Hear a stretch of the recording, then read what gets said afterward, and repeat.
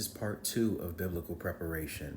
There's a famine coming. How do we prepare for this? So biblically speaking, we're going to continue to look at the parable of the 10 virgins, where 5 were foolish and 5 were wise. It's not a matter of prepping versus not prepping.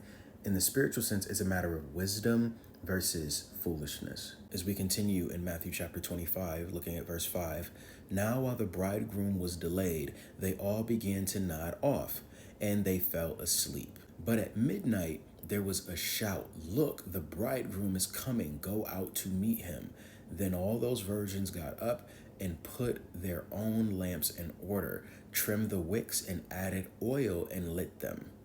But the foolish virgin said to the wise, give us some of your oil because our lamps are going out.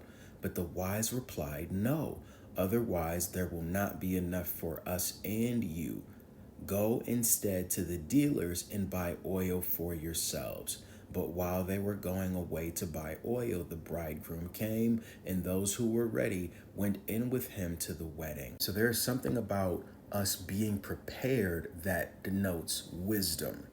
Looking ahead, having extra just in case. So in the first video, I spoke on what that looked like practically, getting gallons of water from Dollar Tree, solar batteries, things like that. What about food? What about the things that you're going to actually eat?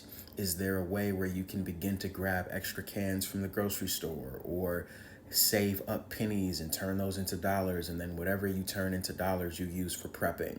There are ways where you can do those types of things, because if we were to look at this parable and create symbols from things, the oil denotes perhaps resources. Are you utilizing your resources the best way that you can? Not just economics, but money. Are you eating out too much? Are you spending frivolously? Also, consider your spend. Are you spending wisely?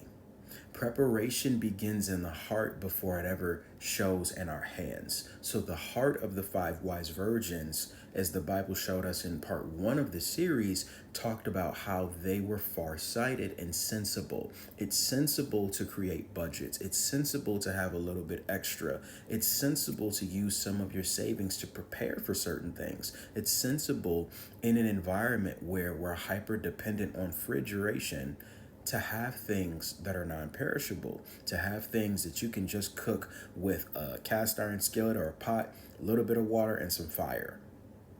And you can do that even in a grid down situation. Speaking of grid down, is it possible for you to begin to think about alternative ways to do showers, to do restroom stuff, to think about refrigeration, utilizing how they have refrigeration in the ground, because the ground will be cool even if the grid is down. There are certain strategies that you can use that can help. Also concerning certain proteins, if you don't have a farm, if you don't have a way to get eggs, as we saw in America, if you don't have a way to get chickens, if you don't, then you need to link up with people in your community. Do you go to farmers markets? Do you establish relationships with farmers in your area that might be able to get you directly food in the event of a downturn where grocery stores can't?